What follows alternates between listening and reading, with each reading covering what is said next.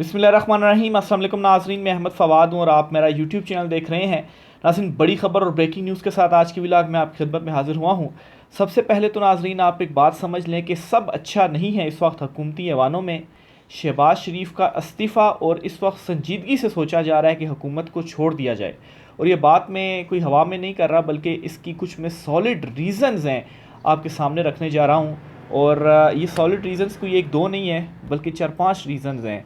चल क्या रहा है इस वक्त तफसीलात आपके साथ में शेयर करूँगा। इस्टेब्लिशमेंट क्यों इस वक्त शदीद दबाव में है, अदलिया डटी हुई है, इस पर भी कुछ चीज़ें आपसे शेयर करनी है। और दूसरा ये कि इमरान खान के अगेंस्ट जो टेरियन वाइट वाला केस है, ये केस आज समात इस पर होने जा रही है, लेकिन इस पर 5 बड़े बुनियादी किस्म के सवाल उठ गए हैं और इन 5 सवालों ने ही इस केस को सिरे से ख़त्म कर दिया है। इस पर भी कुछ तफसीलात हैं, वो भी आपके साथ में शेयर करूँगा। सबसे पहले तो नाज़रीन जो आपके साथ चीज़ें शेयर करनी है वो ये है जी कि इस वक्त हुकूमत में सब अच्छा की रिपोर्ट नहीं है और ये सोचा जा रहा है इस वक्त ये जो चुनतखब हुकूमत है कि हुकूमत से अलहदगी इख्तियार कर ली जाए। क्यों सोचा जा रहा है जी? इसके लिए कुछ तो जो सीनियर सहाफ़ी हैं उनकी जानिब से भी दावे सामने आए हैं, लेकिन इसकी कोई 4-5 बड़ी इंपॉर्टेंट रीज़न्स हैं जिसकी वजह से ये सोचा जा रहा है। क्या रीज़न्स है आपके सामने रखता हूँ जी। सबसे पहली जो रीज़न है वो ये है कि नून लीग इस वक्त ये समझती है कि वो हुकूमत में तो मौजूद है लेकिन हुकूमत वो नहीं चला रहे। वो हुकूमत में मौजूद हैं लेकिन हुकूमत वो नहीं चला रहे, और इनडायरेक्टली इसका इजहार ख़ुद नून लीग के जो रहनुमा हैं वो कर भी चुके हैं। और आप देखें कि नवाज़ शरीफ जो इस वक्त एंटी एस्टेब्लिशमेंट या मज़ाहमती बयानियाँ बना रहे हैं, वो आखिर किसके अगेंस्ट बना रहे हैं? उनकी हुकूमत है, भाई उनका वज़ीर-ए-आज़म है, बेटी उनकी सबसे बड़े सूबे की वज़ीर आला है। तो आखिर ये जो मज़ाहमती बयानियाँ बनाना चाह रहे हैं नवाज़ शरीफ, जो कि बुरी तरीके से नाकाम हुआ है, और उन्होंने जो एक ख़िताब भी किया और एक चीप कॉपी करने की कोशिश की इमरान खान के अगेंस्ट, और कहा जी कि इमरान खान ने जो 2014 का धरना किया था वो लंदन प्लान था। यानी कि इमरान खान ने तो ये बयानिया बनाया ना कि जो अदम एतमाद आया, फिर उसके बाद इमरान खान साहब की हुकूमत की, तो ये सारा लंदन प्लान का हिस्सा था नवाज़ शरीफ की वापसी। तो वो कहते हैं कि एक मास्टर पीस की एक चीप कॉपी होती है, तो एक चीप कॉपी के तौर पर नवाज़ शरीफ ने ये कहा जी कि 2014 का धरना भी लंदन प्लान था। तो इस हवाले से DGA-SPR की जानिब से भी सवाल उठाए गए थे, तो तब इमरान खान साहब ने खुली ऑफ़र कर दी थी कि ठीक है जी, आप हुकूमत में हैं, इख्तियारात आपके पास हैं और करवाएं 2014 के धरने के ऊपर इंक्वायरी कमीशन बिठाएं, जुडिशल इंक्वायरी करवा दें, मैं तो रेडी हूँ। लेकिन इमरान खान साहब के इस सवाल के ऊपर अभी तक जो जवाब है वो नहीं आया। बहरहाल जी, एक तो इसकी जो रीज़न है वो ये कहते हैं जी कि हमारे पास तो कोई इख्तियार ही नहीं है और ना ही हम चीज़ों को चला रहे हैं। अगर हमारे पास कोई इख्तियार नहीं है, हम चीज़ों को नहीं चला रहे और सारे का सारा जो मलबा है वो हमारे ऊपर गिर रहा है, तो हमें इस हुकूमत में रहने का फिर फ़ायदा क्या हुआ? सबसे बड़ी चीज़ जी, वज़ारत ख़ज़ाना इस वक्त नून लीग के पास नहीं है, वज़ारत दाखिला इस वक्त नून लीग के पास नहीं है, और जो IMF है, जो बजट आने जा रहा है इस पर जुलाई के महीने में, जो लास्ट जुलाई में आपने देखा था ना महंगाई का तूफ़ान, वो कुछ भी नहीं है। हालांकि वो भी इतना महंगाई का तूफ़ान था कि सर्वाइव नहीं कर पा रहे, अभी तक लोग संभल नहीं पा रहे उस महंगाई के तूफ़ान से।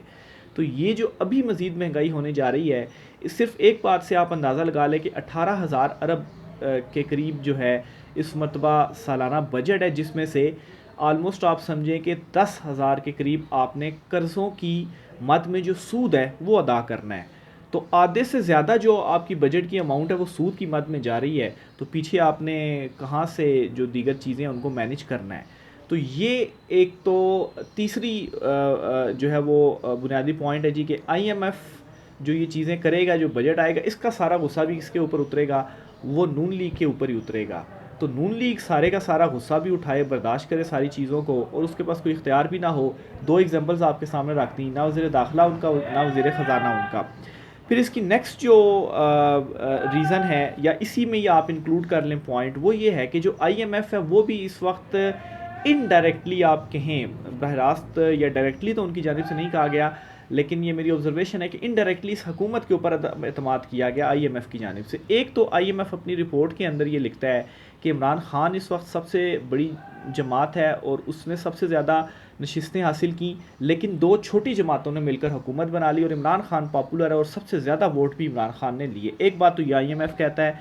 फिर दूसरे नंबर पर इस वक्त जो हुकूमत है, जो आईएमएफ असेस कर रहा है, उनका वफ्द मौजूद है जो इस हुकूमत के हवाले से वो आईएमएफ चीज़ों को असेस कर रहा है, वो ये देख रहा है कि ये सियासी तौर पर कितनी मजबूत है।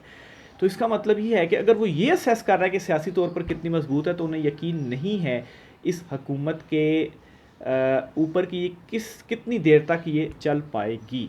एक तो ये कुछ इसके पॉइंट्स हो गए। दूसरा सबसे इम्पॉर्टेंट पॉइंट ये है जी कि नून लीग ने चीफ जस्टिस काजी फ़ाइज़ ईसा साहब के ऊपर ख़ास तौर पर नवाज़ शरीफ ने बहुत तकिया किया हुआ था, लेकिन जो इस वक्त मौजूदा सूरत हाल है अदलिया के अंदर, तो चीफ साहब की जानिब से भी आप कहें कि हाथ ऐसे खड़े कर दिए गए हैं कि ये मैसेज भेज दिया गया है कि जो एक्सटेंशन है वो तो चीफ साहब नहीं ले रहे, और इसकी जो रीज़न है एक्सटेंशन ना लेने की वो भी अदलिया के अंदर से जो दबाव आया है वो इसकी सबसे बड़ी रीज़न है कि सुप्रीम कोर्ट के जजेस, इवन के चीफ साहब के जो हम ख्याल जजेस थे, जस्टिस मंसूर अली शाह या जस्टिस अतर नल्ला साहब, दीगर जजेस, इवन के इस्लामाबाद हाई कोर्ट के जो 6 जजेस की जानिब से रिएक्शन आया, जिस तरह से लाहौर हाई कोर्ट के चीफ जस्टिस और दीगर जजेस खड़े, जो लोअर जुडिशरी है वहाँ से जिस तरह से स्टैंड लिया गया, तो चीफ साहब के पास कोई ऑप्शन नहीं था मासवाए ये एक मैसेज कन्वे करने के कि वो एक्सटेंशन नहीं ले रहे। तो चीफ साहब की एक्सटेंशन नहीं हो रही, ये नून लीग के लिए एक और बड़ा झटका था, और झटका और ट्रस्ट का लेवल आप देखें नून लीग का, ख़ास तौर पर नवाज़ शरीफ का, वो चीफ साहब के ऊपर इतना था कि नवाज़ शरीफ तब पाकिस्तान वापस आए जब चीफ जस्टिस काजी फ़ाइज़ ईसा ने हल्फ लिया चीफ जस्टिस का। इससे पहले जी उनके भाई की हुकूमत बन गई, उनके ऊपर केसेस ख़त्म हो गए, लेकिन इसके बावजूद नवाज शरीफ जो थे वो वापस नहीं आए। तो दूसरा बड़ा झटका उनको ये लगा है जी। अच्छा, फिर इसी तरीके से जी मोहम्मद बिन सलमान, चाइनीज़ इन्वेस्टमेंट, ये दो एक इंटरनेशनल लेवल के ऊपर अगर आप चीज़ें वो देखें तो मोहम्मद बिन सलमान के दौरे के हवाले से पहले कहा गया जी कि 15 मई तक या 20 मई तक मोहम्मद बिन सलमान के दौरे का इम्कान है और वो कोई बड़ी इन्वेस्टमेंट अनाउंस करेंगे।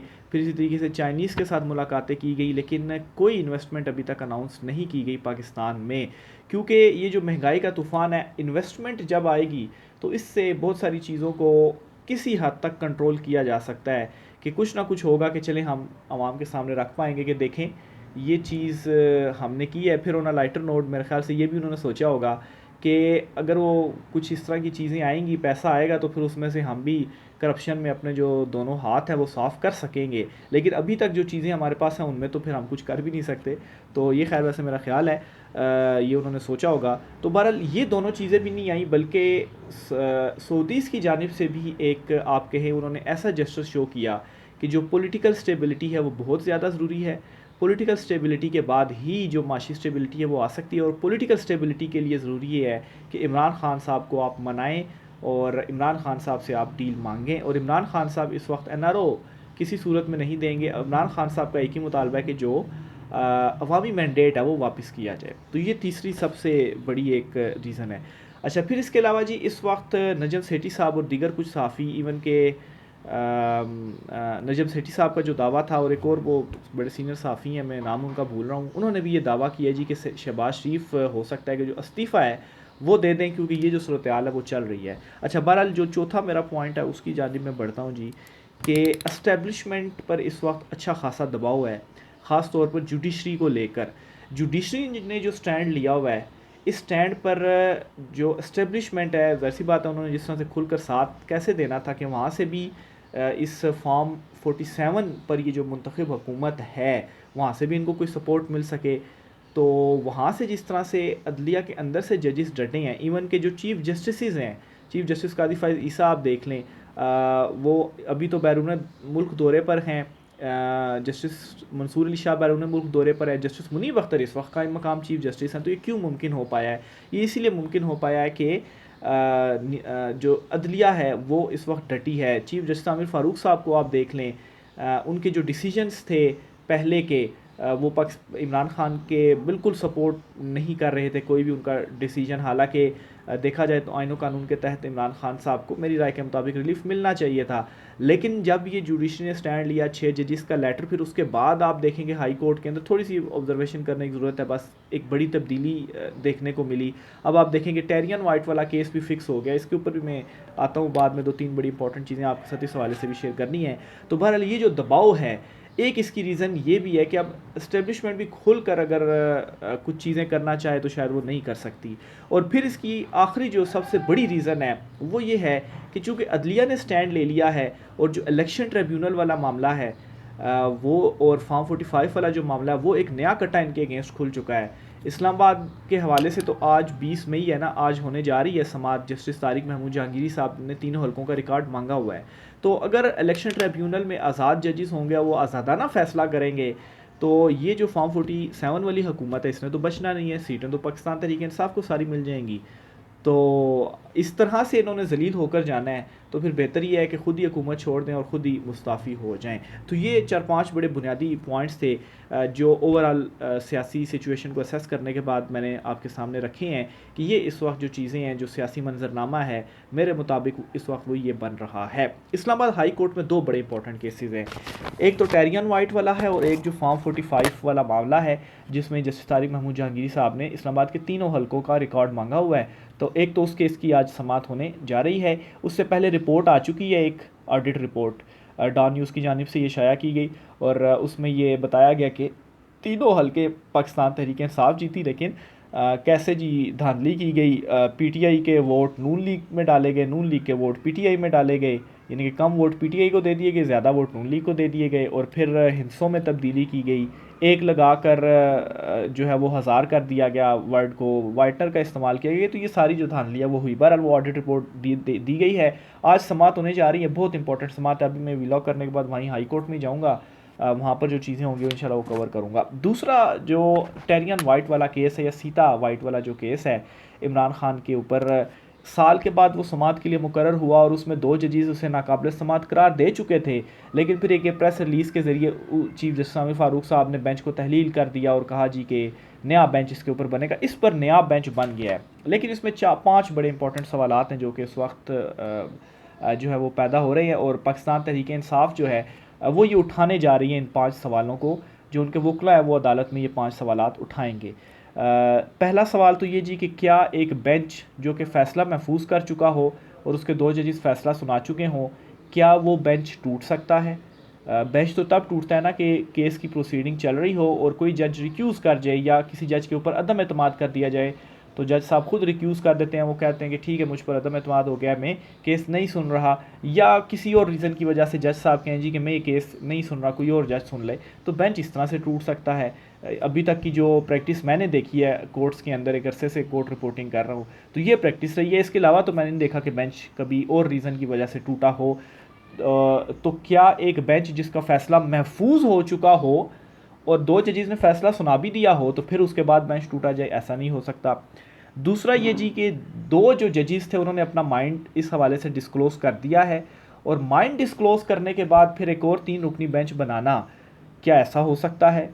ये दूसरा एक बड़ा इंपॉर्टेंट सवाल है। तीसरा ये जी कि जस्टिस अरबाब मोहम्मद ताहिर जो 3 रुकनी बेंच था जिसमें चीफ जस्टिस आमिर फ़ारूक साहब, जस्टिस मोहसिन अख्तर कियानी और जस्टिस अरबाब मोहम्मद ताहिर, ये वो 3 रुकनी बेंच था और इनमें से 2 जजेस जस्टिस मोहसिन अख्तर कियानी और जस्टिस अरबाब मोहम्मद ताहिर साहब ने ये फ़ैसला दे दिया था और इमरान खान के अगेंस्ट ये दरख्वास्त नाकाबिल समाअत करार दे दी थी।